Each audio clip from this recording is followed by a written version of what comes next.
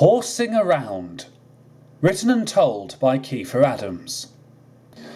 A bridge on Thomas's branch line had been closed, so Thomas had been sent to work at Edward's line instead. He didn't mind it at first, until he realised that one of Edward's jobs was collect scrap from crocks and take it to the other railway.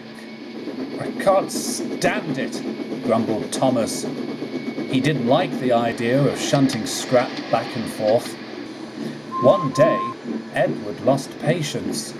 "I know this is a job you don't usually do, Thomas," he said, "but it must be done." "Ugh," Thomas groaned. "I feel just like Smudger." Edward was surprised. "Smudger?" he asked. "Oh yes," replied Thomas. "Duke was recently rescued and now works on the narrow gauge railway. He told me all about the Mid-Sodor days and the former number 2 that used to be on it." "Well, I haven't heard any stories," said Edward. "Then you'll like this one," said Thomas. "I went to get my whistle repaired last week, and Duke was at the works having maintenance too." Thomas took a deep breath, and this was the story he told Edward. During the early days of the Mid-Sodor Railway, Duke ran the line with pride. The likes of Tim, Albert, Atlas, John, Jim, Jennings and Jerry also worked on the line with him. But one day, Duke was to discover that there was going to be another addition to their line. The manager came to see him. "Ah, Duke," he said, "we've just acquired a tank engine that was partially built in America but received a little British makeover." He chuckled with a wink. "It's your responsibility to show him around." "Yes, sir," replied Duke. "What's his name?" "Well, I was going to call him number 2, said the manager, "but he's called Smudger. Make him feel welcome and tell the others." "Of course, sir," said Duke. He went to the shed and soon informed the other engines about the newcomer. The next morning, Duke was being checked over before starting the day's work. He was just wondering how the day would be when a shrill whistle caught him by surprise. Sure enough, a little green tank engine, almost identical to Jennings, rolled in with a smug look on his face. "What a small yard!" he exclaimed. "This only won't do at all. I'm much too fancy for this old—" "Excuse me, Stanley," began Duke. "Smudger," came the sharp reply. "Yes, Smudger. We do not use that sort of language in this yard, thank you very much." "Oh, whatever, Gramps.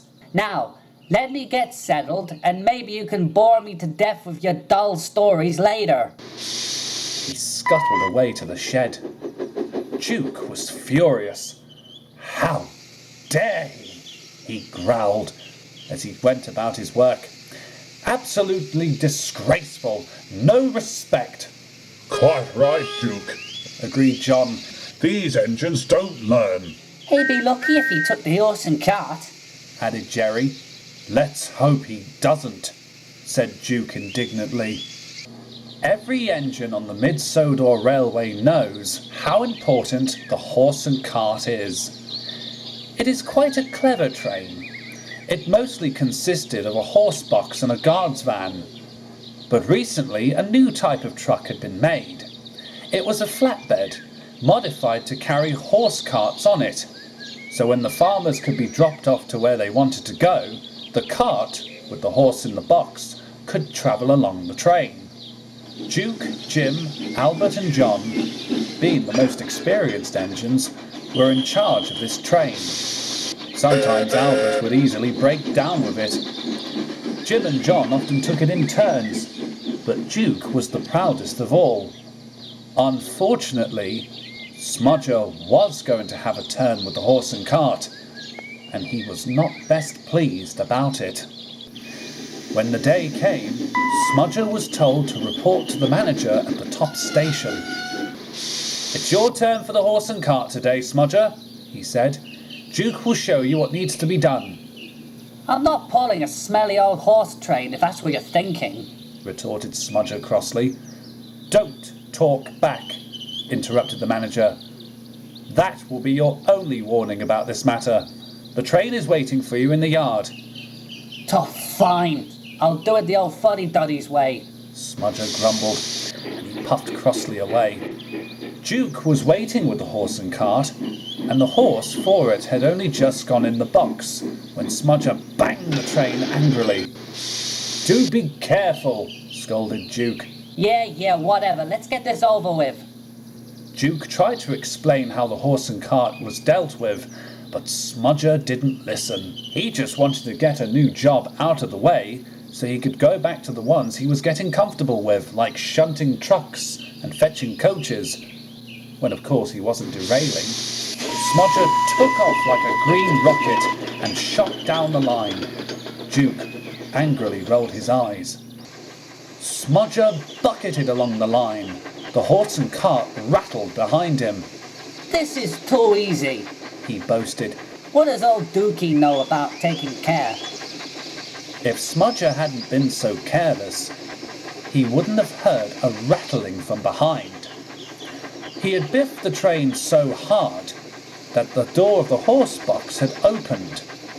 The horse had already jumped out and was galloping alongside Smudger. When he noticed, he had to do a double take.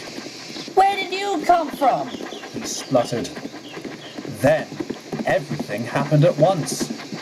Smudger's cry startled the horse, and wheezing steam made things worse. The next thing Smudger knew, he bounced off the rails and landed on the road nearby.